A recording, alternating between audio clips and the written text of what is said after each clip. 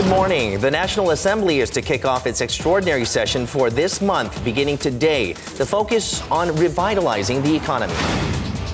Ending 400 days behind bars, one of 3 Al Jazeera journalists accused of collaborating with the Muslim Brotherhood is free and deported from Egypt.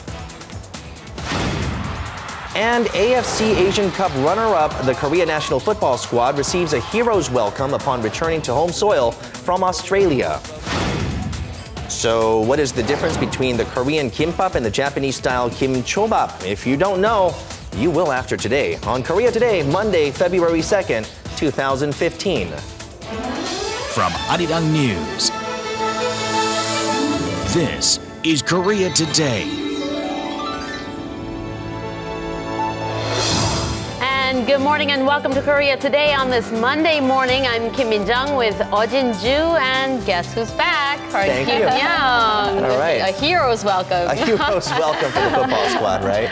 Well, welcome, Young. Thank you, thank you. So it's already February, you guys. Yeah, that's right. February is generally the shortest month of the year, right? And this one's going to feel a little bit shorter because we have the Lunar New Year holidays that are coming up. The actual holiday falls on Thursday, the 19th, but you get 3 days off, which means Wednesday and Friday, making it a 5-week or 5-day holiday. 5 weeks, I wish, right? 5 weeks, and February this time will zip by, and That's many right. people are planning to go abroad to make the most out of this extended holiday. That's so right. Any plans for you guys? You're back from a holiday, so We'll you be should stay working. put. Go on another short one, right? But you're right. The actual trend has been changing from many people going back to their homeland or hometown to people actually being able to take these trips out of the country or That's right. wherever they wish, right?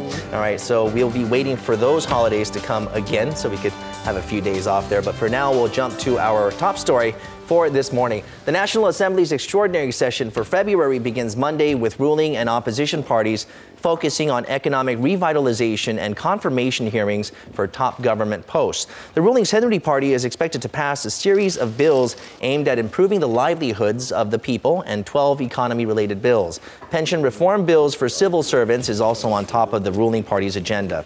Another focal point is a key anti-corruption bill that which will subject lawmakers, government officials, and possibly journalists, among others, to strict penalties if caught receiving bribes. The main opposition New Politics Alliance for Democracy plans to focus on adjusting the current year-end tax settlement scheme, which greatly reduces year-end tax returns, which were considered bonuses. Confirmation hearings for the new Prime Minister nominee and Supreme Court Justice will also be held.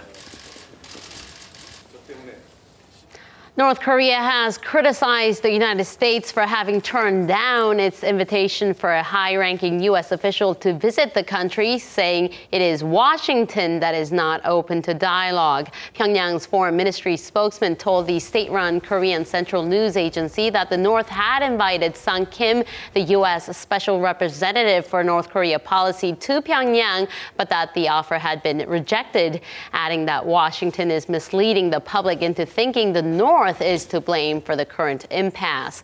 The comments came days after the U.S. ambassador, during a trip to Beijing, said that he was disappointed that his proposed meeting with North Korean senior officials had fallen through. The U.S.-North Korea relations have been heading south following Washington's toughened sanctions against the communist state in retaliation for the North's alleged hacking attack on Sony Pictures. And the world's 5th largest automotive conglomerate, Hyundai Motor Group, proposed building a 115-story skyscraper on an 80,000 square meter plot of land in Gangnam-gu district. The building's plans by the Korea's 2nd largest chaebol, or family-run conglomerate, show the building housing offices, convention centers, hotel and shopping mall, and it would be 571 meters tall. The plot of land in Samsung-dong in southern Seoul, formerly housing the Korea Electric Power Corporation, was bought for nearly $10 billion in September last year. Hyundai is expected to complete the payment transaction for the KEPCO land by September 2015 and will likely start construction in January of 2017. Currently, the 305-meter Northeast Asia Trade Tower in Incheon is the tallest building in Korea, while the Lotte World Tower, under construction in southeastern Seoul, will hold the tallest building in Korea title until the Hyundai building is completed. Now, there are currently around 27,000 North Korean defectors living in South Korea, and some 2,200 of them are in their teens. Now, these children are struggling to get used to their lives in the South, trying to catch up with schoolwork, especially with the education gap between them and their South Korean classmates. But there are children from the North that are having an even harder time, some of them that can't get the basic support from the government as defectors to the South. And today, our Choi Young-ju joins us here in the studio to tell us more about these children. Good morning, Young-ju. Good morning, Jinju. So, well, I met the children of the North Korean defectors, and they are the children who were not born in North Korea, but born to North Korean mothers who fled to China or a third country. And the number of these children has been increasing annually, and their age ranges from 5 to up to their 20s. And many of them are confused whether they're North Korean or Chinese or South Korean. Here's a story of them and their challenges. This is Durihana International School, founded for 90 young North Korean defectors. Che Guk-hwa is 16 years old and came to South Korea 2 years ago from China. Her mother is a North Korean defector, and her father is Chinese. But legally, Guk-hwa is not classified as a North Korean defector. This is because she was born on Chinese soil, not in North Korea. So she cannot receive any benefits from North Korean defectors' resettlement law. Compared to North Korean defectors' children born in a third country, North Korean refugees can get college admissions easily. I was born in China, and I wish I can also receive the many benefits that my friends who defected from the North receive. It's somewhat disappointing that we can't receive them. Like Guk-hwa, these children of North Korean defectors who were born outside North Korea are often referred as third country children. They are the children of North Korean women who fled to China or a third country and married local men. The major problem is that when these children grow up in China or a third country, they do not receive a proper education, and it's difficult for them to keep up with the learning in South Korea. Many of them face challenges at school as their previous education is not recognized in the South. These children cannot be protected under the North Korean defectors resettlement law, so they cannot receive any education, scholarship, and special college admission for North Korean defectors. Also, they face difficulties in studies and language, so they feel left out. The number of North Korean defectors' children has been increasing annually. According to last year's statistics, there are nearly 1,000 of them living in South Korea. Currently, there are about 700 students living in the Seoul metropolitan area alone, and many of them are primary school children. Why do these children come to South Korea? And why is the number on the rise? North Korean women flee their country with one simple thought that they won't starve only after crossing the river. But once they cross, they end up victims of human trafficking and are sold. Whether they want or not, they become pregnant. So these mothers bring their children to South Korea to raise them in a better environment. They come to South Korea with a dream of living with their mother happily, but they face a language barrier as they don't speak any Korean. In this alternative school, about 30 North Korean defectors' children born outside the North live here temporarily. Their age ranges from 7 to 16. These children cannot live with their mothers, who have to work to make a living. Like this school, these children are protected and educated in alternative schools and dormitories supported by the South Korean government. My dad is Chinese and my mom is Korean. I speak Chinese, so I'm Chinese. Korean. Now I live in South Korea, so I'm a South Korean. My mom told me to say that I was born in the South. Generally, these children have lived in China for 5 to 10 years. Though their mothers are North Korean defectors, they refer to China or another country as their home.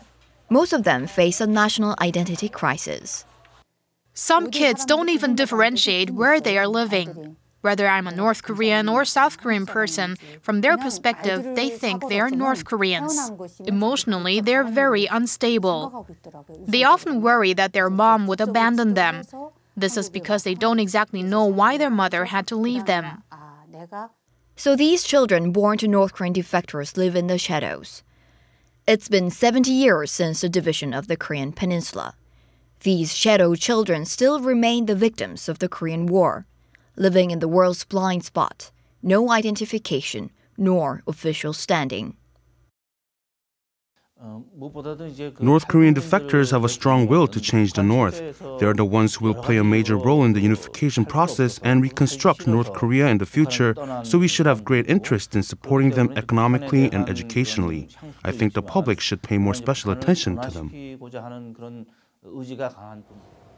Well, one of the children I met was born in China, and on her way to South Korea, her parents were arrested and deported back to the north. So right now, she's alone by herself in the south, and these NGOs, such as Surihana International School, are the ones taking care of her right now, and many other children share a similar story. It's really unfortunate that there are not enough measures to support and protect these children. So what is the South Korean government doing to help these children? Well, though these children do not have a legal standing, the Unification Ministry's Korea Hana Foundation provides housing subsidy and education program to help them resettle in the South. And also, some of the children are categorized as multicultural children, so the Ministry of Gender Equality and Family provides some financial support as well. And back in 2013, Saenuri Party's lawmaker Shim Yun-jo proposed a revised bill to include these children to North Korean Defectors resettlement law, but it's still pending, and hopefully the National Assembly will pass the bill soon. I guess legislation will be the first big step in helping these children settle here in South Korea. Well, thank you, Hyung-ju, for that report this morning. Thank you.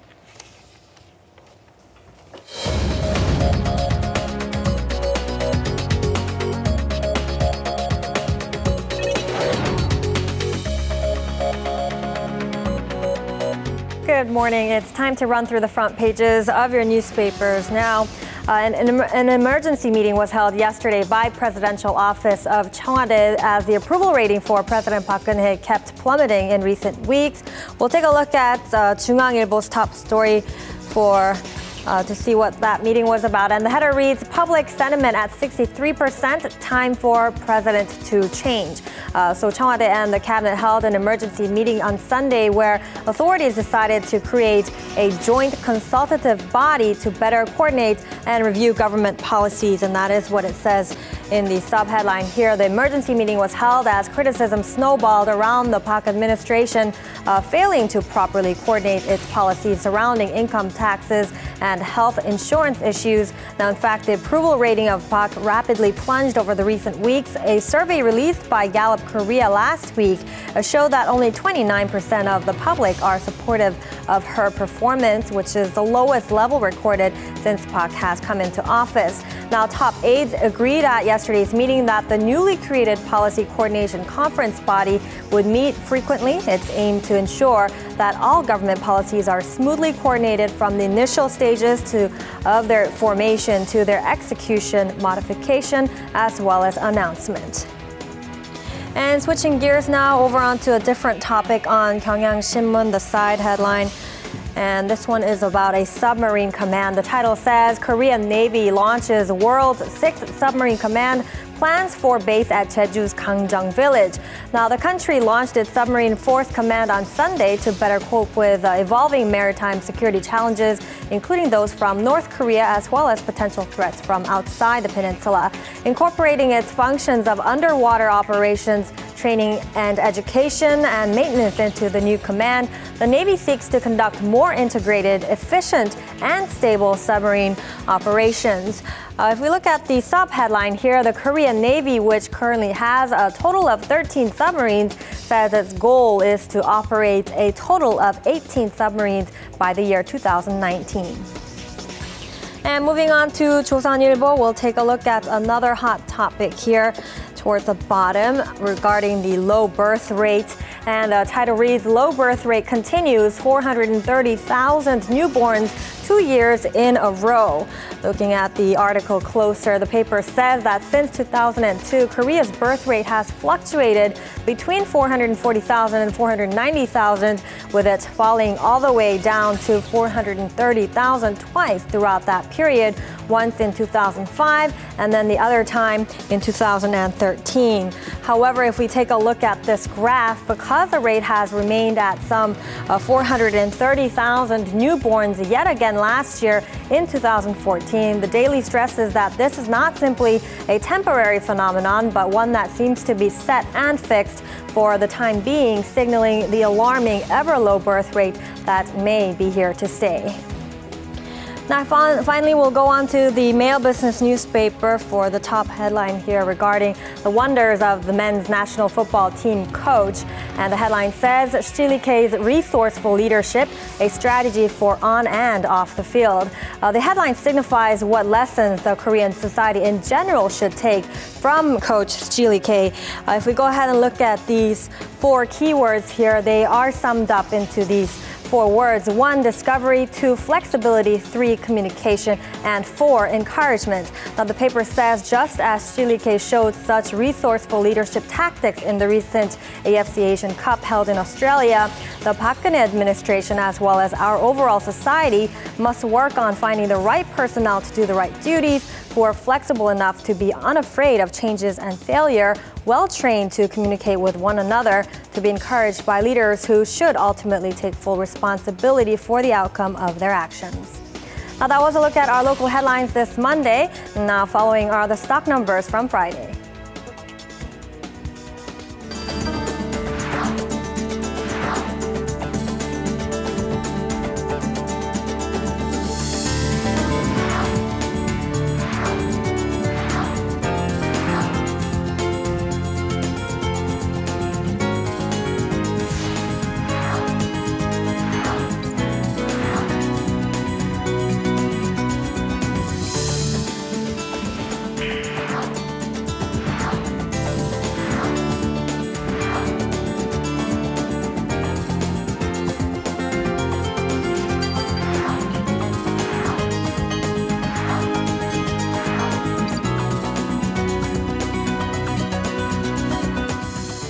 Time now to get a check on the weather on this Monday morning. All right, so apparently it was pretty cold over the weekend. I don't know, I just flew in yesterday, everything. Right? But it's going to let up here in the beginning or the first week of February. We'll go to Chun Song-cho for more on the weather. Good morning to you, Song-cho. Good morning to you all. It was freezing cold over the weekend with morning lows dipping to -8 degrees Celsius here in Seoul. But today, this morning, the cold snap has given way to warmer weather for us to start off the first week of February in more comfortable conditions. Though the mountainous Gangwon-do province is waking up to cold wave advisories being issued with mercury levels all the way down at -15 degrees in some areas, the conditions in the rest of the nation are a lot milder. Here in Seoul, currently it's just -3 degrees with very little wind. Skies will be mostly clear all throughout the country, as a high pressure system in the west is going to be the driving force to today's weather. I would call it the perfect weather condition for winter outdoor activities, only if it weren't for the light haze forecast around the greater Seoul area this afternoon. And with that, let's take a closer look at today's temperature readings around the nation. Midday highs are well above the seasonal average, ranging from 5 to 9 degrees. Here in Seoul, we don't have any rain or snow in the forecast for some time, so if you've been meaning to get a car wash, do it today. This is all for me with the weather forecast. Back to the studio, Min-jang. Japan and the world are mourning the loss of Japanese journalist Kenji Goto after the Islamic State released a new video claiming to show his beheading. We'll connect live to our Eunice Kim, who's standing by at the news center for us. Good morning. Good morning. Now, we've gone down this path before. These beheadings never really gets any easier. How is Japan responding? With a lot of shock and sadness, Min-jung, as you can imagine, as Japan has come to know a little bit about their 47-year-old war correspondent who was dedicated to telling the stories of the children and also the refugees of war-ravaged countries like Syria. Japan's leader, as well as grieving family members closest to Mr. Goto, are speaking out. This is a very unjust and cowardly terrorist act, and we remain extremely angry about it. We do not forgive terrorists. I wish to continue to believe in Kenji Gato's wish for a world without war, and in his work to save children from poverty and war. Despite the hope presented by extended deadlines on the ultimatums, Tokyo says it has no reason to doubt the credibility of the latest IS video showing the beheading of Mr. Goto. Japan's Prime Minister Shinzo Abe vowed to bring those responsible to justice and to increase his country's humanitarian aid to support those working against the Islamic State. Meanwhile, the latest video made no mention of the Jordanian pilot in IS custody. Jordan, while condemning the murder of Mr. Goto, said it was still committed to winning the freedom of its pilot, Lieutenant Moaz Al-Qasasbeh, as the stalemate over a proposed prisoner swap remains. Thousands of yellow umbrellas were back on the streets of Hong Kong on Sunday as protesters returned with their call for a more democratic election in the 2017 chief executive polls. Hong Kong residents carried banners and yellow umbrellas symbolic of last year's sit-ins that had placed the financial hub in a standstill for 11 weeks in their call for a direct nomination of candidates outside of Beijing's influence. Sunday's demonstration remained peaceful as demonstrators chanted, "We want true democracy." Student leader Joshua Wong said the group wanted to sustain the momentum after the Occupy protests. Organizers say about 13,000 people had turned out for the large-scale rally, short of their 50,000 target. Police said their estimate was closer to 8,800 people. In the meantime, an Australian journalist has been released and is on his way back home as we speak after having been jailed in Egypt for more than a year on charges that he had supported a terrorist organization. What's the latest on that front? Right, we're talking about Al Jazeera journalist Peter Gresti. He and two other Al Jazeera colleagues had been held for crimes against the state since their arrest back in December of 2013. He ended a 400-day detention when he was freed and deported to return to his native Australia on Sunday. The three Al Jazeera journalists were charged back in June for spreading false news and supporting the Muslim Brotherhood, which has since been designated a terrorist organization. Now, reports say Mohammed Fahmy, who holds a dual Egyptian-Canadian citizenship, is said to be freed as well, while the remaining journalist, his fate, Bar Mohammed, remains unclear. All three men have maintained that they were just simply reporting the news. Trying times for journalists across the world. That's right. Thank you, Eunice, for that. Sure thing. And coming up later on Korea Today, we'll shift gears and take a look at a couple of things at home that can change your hairstyle with however you want. All you need is 5 minutes. We'll show you how. And check out chairs that become step ladders, the ultimate Murphy bed, plus other apartment space savers coming up on Viral Feed. When you hear the name Baek Namjoon, it should ring a bell when it comes to video art. And video art has been around for more than 50 years, a lot longer than many people would think. But it's also the early pioneers who were really doing the on-the-edge style of art. And our Im Yoon-hee joins us with more on that. Good morning. Good morning. Welcome back. Thank you. Nice to have you back.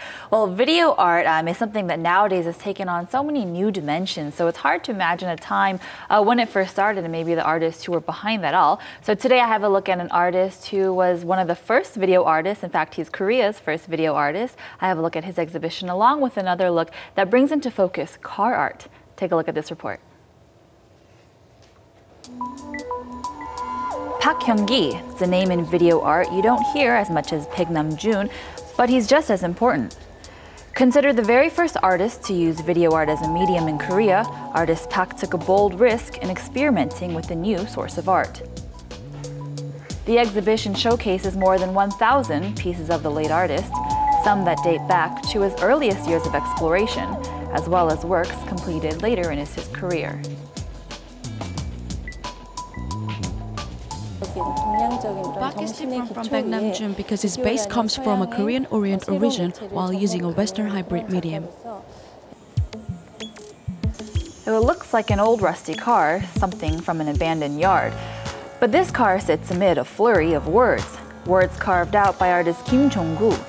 It's part of Hyundai Motor's exhibition Brilliant Memories, an exhibition that takes a look at the company's history, both old and new, from a rather artistic viewpoint.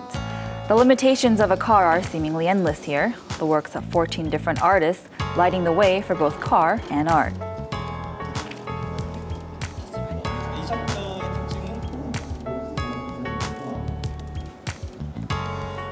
So this one is being held at the Dongdaemun Design Plaza. Many people know of it as a DDP, and it's really quickly establishing itself, or it's already established itself as an art hub. Right, it's really become quite popular, quite a bit of many exhibitions going on at once. And this particular exhibition has really surprising many people. They're saying it's fun to look at some of the older models of the car and take a look at the history of the Hyundai car, but also this artistic viewpoint that a lot of artists have taken, like the piano in the back of a trunk. Makes it a lot of fun for people to take a look at. Yeah, I think so. I think it would be a lot of fun for the kids as well. But now we did mention the name Baek Namjoon at the top when we were introducing video art. But many people might actually mistakenly accredit Baek Namjoon as the first here in Korea to introduce video art, right? But it was actually Park Hyun-gi. So tell us a little bit more about his contributions. So artist Park really is the first artist to do video art here in Korea, and he has a lot of contributions. So fortunately, he passed in 2000, but his family did for many years go through all of his works and put together this particular exhibition. So this exhibition is very special for people who are really curious about video art. You get a look at the artist and his career and everything that he did contribute to video art. What's also great about video art is the fact that it actually can give art or introduction to art, people who might not be too familiar with the fine arts and contemporary art, kind of a gateway to the arts, right? It's a fun field to explore. Definitely. Thank you very much. You're very welcome. All right, and still ahead on Korea Today now, you've heard of the gimbap, right, or laver rolls. You've also heard the term California rolls, but Korea's gimbap is so much different and so unique, so we'll be looking at that. A variety of different ingredients in Korean gimbap can cater to the taste of just about everyone. So there's that Japanese-style kim chobap, so what's the difference? We'll find out on #CuriousInKorea.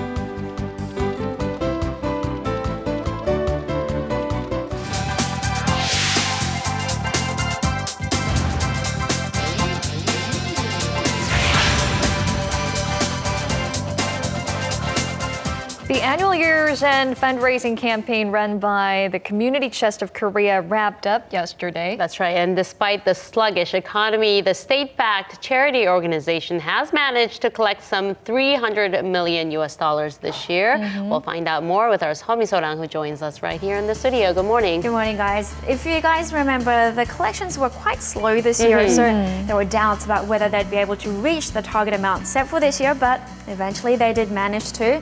And they actually surpassed it by a little amount. So the Community Chest of Korea has been running the end-of-year campaign since 1999 to raise funds for those in need. What they do is they set a target amount for each year and display real-time progress through the so-called love thermometer, where each degree increase means 1% closer to reaching the final goal. This year, the campaign kicked off on November 20th, and the goal was $300 million within 72 days. On January 31st, the final day of the campaign, the thermometer read 100.5 degrees, meaning that they surpassed the target by 0.5% or $1.5 million. And I heard that this year donations by individuals increased compared to last year. Right, so last year around 20% of the total sum of donations came from individuals as opposed to organizations. But this year this amount increased to 30% of the total. And another event that wrapped up to a great finish over the weekend, the Hwacheon Mountain Trout Ice Festival. Now, for those that are not familiar, this festival takes place every winter in Gangwon province for around 3 weeks. Stable activities, let's just go back.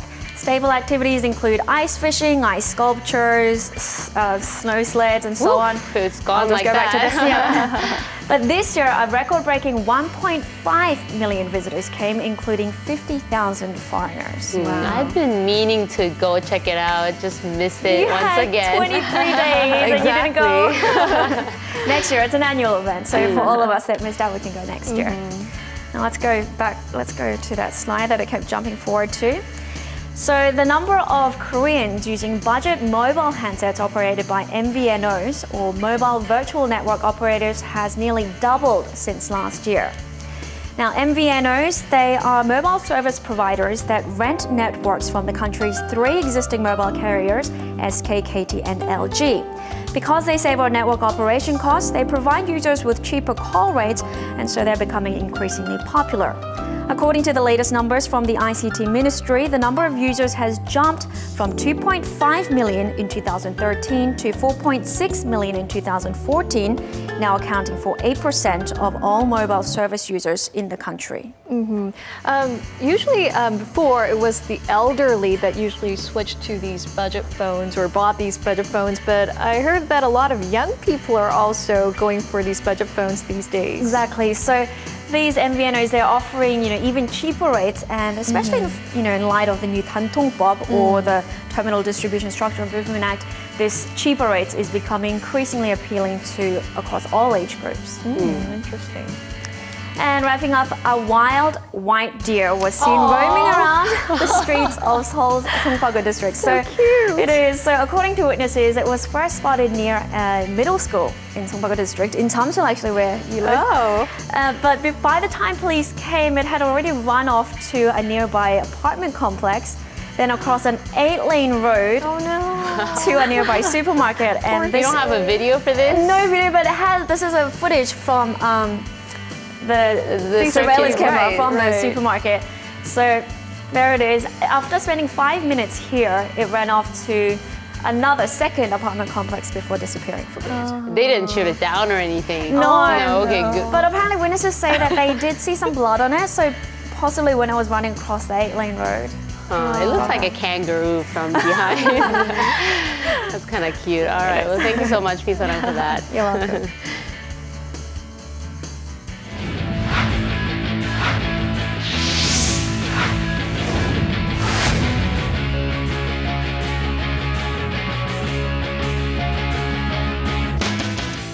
And a good Monday morning to you all as we kick things off with the Korean national football team who returned to Korea after their second place finish at the 2015 Asian Cup over the weekend.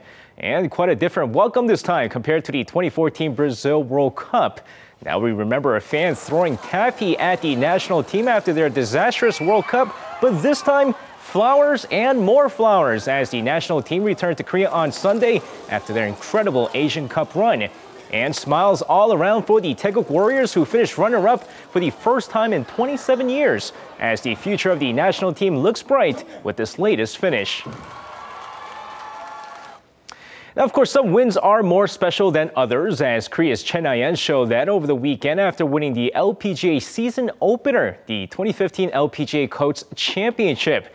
Now, with her mom watching her compete for the first time ever, she storms through the final round of the event, including 4 birdies in the front 9 to take the title with the 16 under par overall for a single-stroke victory. Now, she added that her latest victory was even more special as her mom was there to see her win as she gets the season's first win. Meanwhile, a great start to her LPGA career as Chang Han-ah kicks off her rookie season in the LPGA, finishing tied for second at 15 under par, just a single stroke behind the winner. 17 years and 9 months old. Now, when I was that young, my greatest achievement probably was completing my first week of college. Now, to be fair, it was tough with 4 8 a.m. classes that semester, but Lydia Ko's accomplishment dwarfs that, as she's set to become the youngest #1 ranked golfer in history. Now, after finishing the 2015 LPGA Coach Championship tied for second and Park In-bi finishing tied for 13th, the #2 ranking will turn into a #1 ranking as she's set to take over Park In-bi for the top ranking. And at the age of 17 years and 9 months, she's set to become the youngest #1 golfer in the history of the sport. The previous record was 21 years and 5 months by Tiger Woods in the PGA and Korea's Shin Ji-hye at 22 years and 5 days in the LPGA. And that's going to wrap it up for me. This has been SJ. Have a great rest of the day and see you guys again for your sports needs.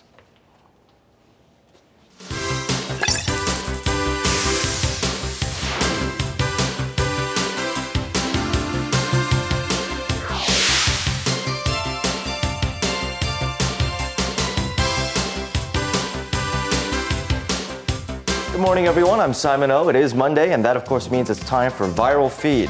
Here's a look at what people have been talking about online. We have, as you can see, quite a lineup of stories. We're going to get to our first story right away. We've talked about flash mobs before. They can be pretty impressive. And what I love about them is that they seem so spontaneous, but they actually take so much work to organize. A great one popped up at Seoul Station recently. Here's a look at what went down. We see travelers moving about busily as they do every day. It seems like another ordinary day at the station. See people with their trunks, they're waiting for their trains, and then out of nowhere, with the song that's being played, these passersby are captivated. What is going on? What they're looking at is a human choo-choo train, and as you can see, all of a sudden the station is filled with people who are doing the locomotion. It's the Seoul train. It is. It's the Seoul Station train. I can't believe I missed that. It's like the world's longest conga line. I love it. That's not all, though. As you can see, they jump into formation and look at those moves. This flash mob was actually organized by the Korea Railroad Corporation, and it was to celebrate the 10th anniversary of their establishment. And as you can see, everyone got into the great mood. Now moving south down to Busan Station this time, what's going on here? We heard some music and some dance moves earlier, but this time it's instrumentals. We start with the brass section, the horns come in there, trumpets I guess, and then one by one, it's not gonna end that simply. As the people start getting into the music, the string section has arrived and they've taken their place on the floor. Take a look at this. Can you imagine walking into a train station for your train and seeing something like this? This time, the vocalists come in, and I love how casually they make their entrance. It's just, yeah, I'm on an escalator, and I'm also a world-class opera singer. Take a look at that. I gotta say, I'm not a big fan of riding on trains because I do get very easily bored. But if I saw something like that, I think that would totally make it worth my while. I'm surprised we didn't see our very own Lee Myun-hee over there covering it or something, right? Hopefully singing along, right? Alrighty. That was it for our first story. Let's move on to our next one. Now, my wife and I are constantly complaining about how little room we have in our apartment. But a furniture company has recently come up with a transforming micro apartment for city dwellers who are short on space. It is incredible. Let's take a look at it. Now the video begins with a tenant arriving home, and it seems pretty ordinary at first. But take a look at this. A quick lift of the sofa, or the bed rather, and the sofa appears. And look at all this room. The bedroom turns into a living room. That single footstool actually turns into two more stools and a little coffee table. Look at that. That put a barbecue in there too. Yep, does double duty as a stepping ladder. Wow. If you're worried about storage space, there's room behind the TV for cups and glasses. Isn't that amazing? All this room. The kitchen table actually turns twice the size, and take a look at those chairs. They actually hang up on the wall. So when you're done, they take up almost no space at all. Perfect for newlyweds, huh? I think so, yeah. And if you're short on space, take a look at this closet. Room for an ironing board, in and out. And my favorite here, look at the shelf at the bottom of the sofa, okay? As they lift, did you see that? There's a shelf on the bottom of the bed that turns into a sofa, and the shelf actually stays level. So there's a potted plant on it, and it's just completely fine as it goes up and down. That's pretty amazing. That is really I don't want to be a party pooper, but people tend to become lazy and just leave things the way it is. No transforming. I'll just sleep on that couch. That's it, though. I think with this type of furniture, I would be willing to move into some place that's even more cramped than my current place, because that is incredible. Save money on the apartment and spend a little bit more for the furniture. It definitely looks better or nicer than where I live. I'll give them that. Anyhow, that's it for our second story. Let's move on to our third one. Now, dads, they can seem aloof at times. They're not perhaps the most demonstratively affectionate, but we all know that deep down, no one loves us or looks out for us the way that our dads can. So our next video, here's a look at why we love our fathers. This dad hands his daughter a paper bird made out of, see that? A chewing gum wrapper. And thereafter, for her birthday parties, for her first date, for her heartbreaks, each time dad says nothing, but gives her a little paper bird. And on the day she moves out, he finds out that she kept all of them. Look at that, hundreds of little folded paper birds. Goosebumps all over now. Yeah, I've always thought that dads always know what to say, even if it's saying nothing at all. And this video, I think, captures that pretty well. This, a slightly less romanticized view of it. As you can see, our dads, sometimes they have a tough time taking out the recycling, going to and from work. It's just a huge hassle every now and then. So it's up to us, their families, to make sure our dads have reason to smile from time to time. So, are you feeling young? I must admit, it made me tear up a little bit when I first saw I do this make video. those little paper things for my daughter, but then I always find them in the trash the next day. Aww. Maybe she's going to save the trash for, a giant pile. No, I to take show out you the later trash, on. so there's your answer right there. That's it, though. Still, if you see that video and it doesn't make you want to give your dad a call, I don't know. Alrighty, that's it for our third story. And moving on to our last and final story for today, getting on to a slightly happier note. Curling irons, apparently, I don't use them, but apparently they're must-haves for a lot of people. I've been told that there are some girls who don't use them at all, but if you do use them, you use them all the time. So here's my question. If they malfunction on a busy morning when you're getting ready for work, what are you gonna do? Don't worry, help is at hand. Let's have a look. It's 9:59 o'clock and there's only 1 hour to get to a super important VIP party for this lady. So, how is she gonna make her hair look fabulous in that time? Here's how. Check this out. First, you stick some Velcro on a soda can. Oh. See that? And instead of ordinary small curlers, you use these soda can curlers for, I guess, larger, more luxurious and natural looking curls or waves. Look at that. You add a little heat with a hairdryer and beautiful. Well, I guess I gotta buy some Velcro strips. And some soda cans. If you want tighter the girls curls, are quiet, we're skeptical. It'll take us more time to find those soda cans. perhaps. Still though, if you want tighter curls, look at that. Disposable chopsticks. What you do is you cut a notch in them, and again, do the same thing. You roll your hair around. And I'm told, I don't know how far I can believe this video, but I'm told that all it takes is a couple of minutes and a little bit of heat. Yeah. Don't have any soda cans or chopsticks? Here's another way. You braid your hair with some cloth wrapped wire. And you leave it that way for a little while. Again, add a little bit of heat. See how quick this is? I doubt that I could be that dexterous with a hairdryer in my own home, but look how beautiful this lady's hair looks. And finally, if all you need is a little bit of volume for your bangs, well, again, not that difficult. You just wrap your bangs in a little bit of sticky Post-it paper. You fold it up for a little bit, and a couple of minutes later, 10 minutes to be exact, voila. Beautiful, beautiful bangs. This is more realistic because it uses an item that we can find easily at home. All around, that's right. That's right. That's it though. This is supposed to be a collection of super helpful tips, and I gotta say, I'm so happy to be a guy with short hair because if I had to do something like this every morning, I think I would drive myself insane. Well, Simon, just in case you do need it, I do have some Post-its on my desk you can use. Alrighty, let me work on my bangs for a couple of weeks and then I'll get back to you. Alrighty, that's it for me this week. Thanks, Simon. Alright, I'll see you next week with more Viral Feed next Monday.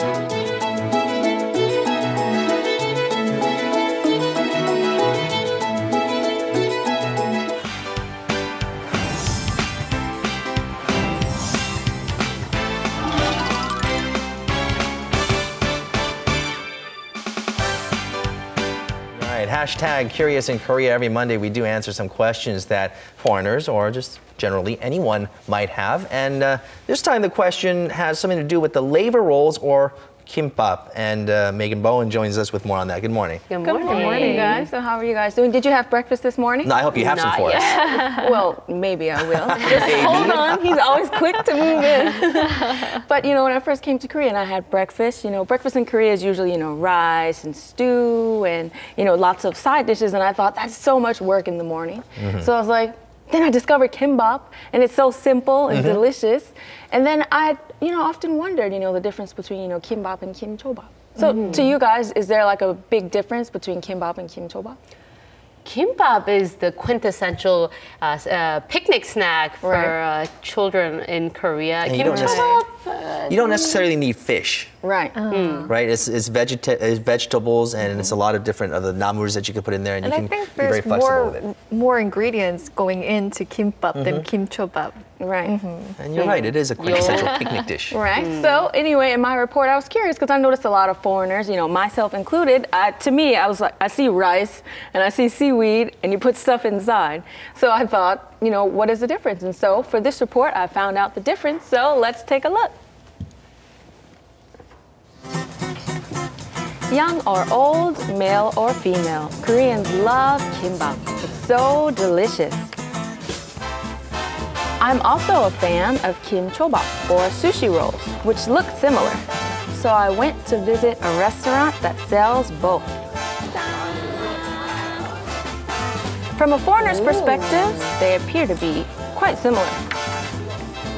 So naturally, I tasted both styles, and I loved how the ingredients came together in your mouth the more you chew. And of course, both use rice and seaweed or laver as their main ingredient, but they do taste very different. So the first one I ate had lots of vegetables inside, and also you can taste the flavor of sesame oil quite strongly. And the second one I ate, you could really taste vinegar and sweetness mixed together. So here's gimbap and chobap, and of course these long cylinders do look quite similar. Can you see the difference? Chobap looks very similar to gimbap. But what sets them apart? They're very difficult to tell apart at first glance, so let's find out. So I went to find some answers with a culinary expert who researches food from all over the world. So what's the difference between gimbap and Gimbap is savory using salt, sesame oil, and sesame salt mixed with the rice. Chobap uses vinegar and sugar for a sweet and sour flavor. The differences also come from the varying ingredients. Gimbap is mostly vegetable-based, whereas chobap also incorporates various types of seafood. So when did Korean people start eating gimbap? An ancient Korean text called the Domgu Yeojiseungnam contains records of kim or dried seaweed as a special gimbap delicacy. was already present in diverse forms in Korea as rice balls wrapped in seaweed. By contrast, the first record of chobap in Japan of a norimaki roll was in 1829. The chobap of Japan, which is an island nation, so it usually involves raw fish. And the acidity of the vinegar actually helps to keep the fish from going bad. However, gimbap, which is seasoned with salt and sesame oil, uses ingredients like eggs, carrots, cucumber, pickled radish, and meat to maintain the original flavors. And Korean gimbap requires a great deal of care in preparing the ingredients and putting them together, so it was considered a special dish for special days like picnics or athletic gatherings. And Chungmu-style gimbap, one of the gimbap's earliest forms, is simply rice wrapped in kim to be eaten with side dishes like seasoned spicy squid. That's pretty good. Yeah. And in addition to Chungmu-style gimbap, you know, there are other ones as well, including in regions like Jeju Island, Yeosu, and Cheongdo, each making use of the local ingredients. And because it's such a major snack, you can find it for so cheaply these days, and it's a great stand-in for a proper meal. And it's not hard to find restaurant chains throughout Korea that serve gimbap as their major dish. So because of this, many foreign visitors, they cite gimbap as one of Korea's signature foods. So I visited one of the restaurants.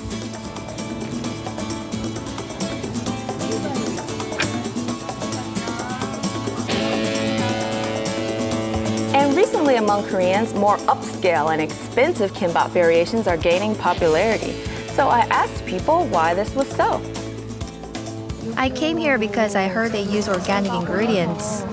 I come mostly because there are gimbap variations you can't usually find elsewhere. It's a little pricey, but the ingredients are so good, I enjoy it. There are more than 15 types of gimbap offered.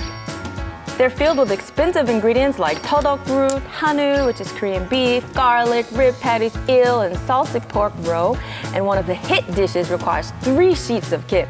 There's also juicy fried pork, spicy stir-fried pork, deep fried shrimp, and vegetables. It's like a multi-course meal all into one. How big is that thing? It's quite big. 이름이 뭐예요? 이게 대왕김밥이에요? 대왕김밥이요? Right, and Daewang, or Great King, is a title given only to the kings in Korean history who had the greatest contribution to the country. The biggest bounce. Right. So if you look at this dish, it's bigger than an arm. Wow. Right. Wait, do you like cut it up, or can you just fit that in? Oh, let's see it. Weak sauce. Anyway, it's not exactly bite-sized. It does require special eating, but it tastes delicious. There's a lot of ingredients mixed together, but they actually go together quite well. And the textures don't mix that much either. It tastes really well together. You've got crunchy, you've got soft, you've got vegetables, you've got meat, you've got rice and kim all together. I think it fits quite well. Delicioso. And this restaurant is known for using the finest quality organic ingredients. They make healthy kimbap with eco-friendly kim, antibiotic-free eggs, and they don't use any artificial flavor enhancers, and that's why there are so many happy diners.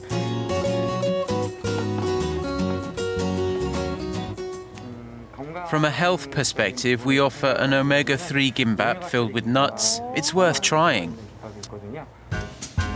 This kimbap contains mixed nuts along with organic vegetables, and of course nuts have so much omega-3s in them, making them effective for lowering stress levels and preventing high cholesterol or cardiovascular disease.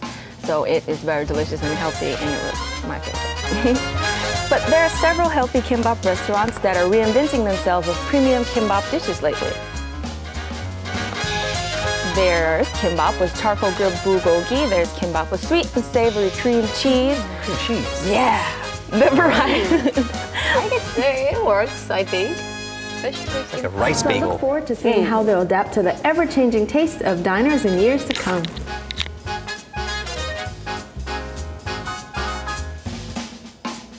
You know, we always have kimbap. It's like the quintessential, as you said, picnic dish, and we always have it.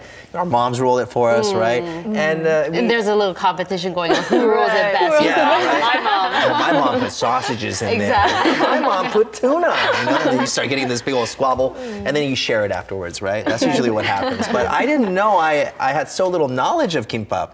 Yeah, well, you know, just eating things and not really knowing about it is okay as long as it matches your taste buds. but I think it was really interesting, you know, learning the differences, because I'm like, yes, I know, and then I feel like I can enjoy it a lot better because I know the differences. And you brought with you some That's right, of course, you have to bring it. This is actually a finger food here in Korea. So I'm gonna. He didn't even ask first. He's just like, I'm just gonna eat it. I'm just gonna not even asking you I won't what touch it is. anything else, and I'll just grab that right there, and you can see how full this is. You can see right here. You see the tuna, and then you see the little use this egg as a right stick. here. And then look at that. It's like a there you go. lecture here. Exactly. This is tuna. This is egg. Is what goes into kimbap. Explain to us. Carrot. Professor Kim. Right. Professor Kim. You know, it's so many ingredients, but somehow magically they just come together so well, and you know they just mingle in your mouth, and it's just perfect. So which one was your favorite type? What is the difference? Do you know the difference? Do you know that kimbap is actually a very special kimbap? How so? I taste a little bit of keja or mustard. Mustard. Well, maybe there's mustard in there, but the most special part about it is made with brown rice. So it has more protein in it. So actually that kimbap is called robot kimbap because there's lots of brown rice. So it's chock full of protein, and there's a lot of, you know, meat in there as well. So you have the tuna, and there's also a bulgogi one, which is kind of like a Korean marinated beef. And so if you eat a lot of it, you'll be strong like a robot. All right. Okay, whatever you say. No, but what about these? These are quite interesting looking. It's not exactly chungmu kimbap, which is when you don't have any ingredient inside. You just eat it with a type of kimchi. I'll tell you about this kimbap. Oh, you know? Tell us. It's called mayak kimbap, or in English, addictive kimbap, and it sells in Gwangjang Market in Jongno-gu, and you have to dip it in this mustard sauce. So here's that mustard sauce for you. Taste it. It's delicious. So famous. It kind of has like a tangy, spicy type of feel, this mustard sauce that hits like your nostrils, you know? Yeah, let me try the sauce, just the sauce. Just try the gimbap. So without a lot of ingredients, this mustard sauce really makes this kimbap so unique and special, I think. Double dip from the other end.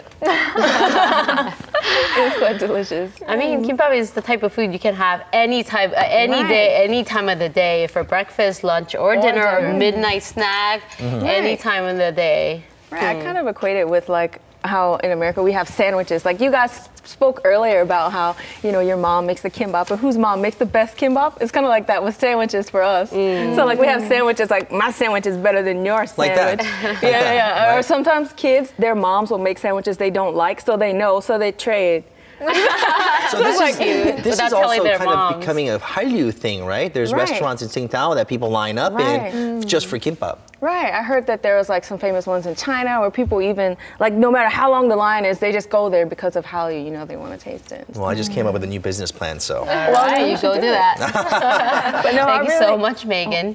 And see you next week. Yeah, see you next week. All right, well, that's just about it for this edition of Korea Today. All right, we'll see you back here tomorrow morning exactly at 7 a.m. Thank you for watching. Bye-bye. Let's dig in.